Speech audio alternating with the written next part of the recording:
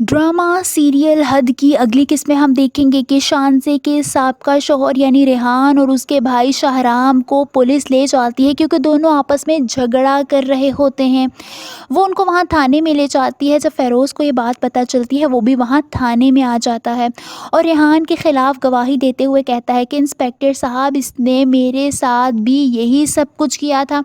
अगर मैं फैमिली के साथ नहीं होता तो इसे बताता।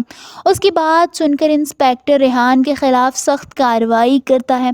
वहीं हम देखेंगे कि शानज़े के वालिदैन को लगता है कि फ़ेरोज़ की वालिदा के दिल में शानज़े को लेकर गलत फहमी पैदा हो जाएगी।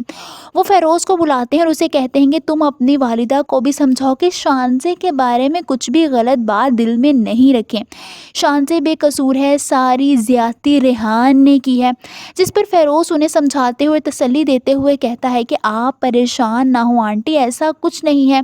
मामा की तरफ से टेंशन फ्री हो जाए। उनकी तसल्ली वाक़ई काम आ जाती है कि शानज़े के वालिदैन को ये तसल्ली हो जाती है कि फ़ेरोज़ सब सँभाल लेगा।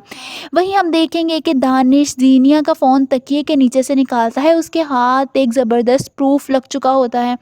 वो फ़ोन निकालते हुए हँसने लगता है और फिर एक एडिटर के पास जाता है और कहता है कि इसकी एडिटिंग ऐसे करो कि जैसे ये सच लगे और उसे पता भी ना चले, और हाँ, सारी कॉल्स की डिटेल्स मुझे पता लगनी चाहिए। जिस पर एडिटर कहता है कि ठीक है।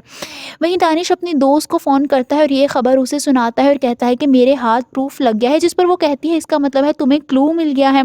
दानिश कहता है कि क्लू का तो पता नहीं, समझो कि मुझे सब कुछ पता चल चुका है। वो जीनिया से शादी करने का मकसद हासिल कर चुका होता है क्योंकि ये बात तो साफ है कि उसे जीनिया से मोहब्बत नहीं होती, बल्कि वो बदला लेने के लिए जीनिया से शादी कर चुका होता है और अब जाकर उसके हाथ प्रूफ लगा होता है और उसका बदला पूरा होने लगा होता है।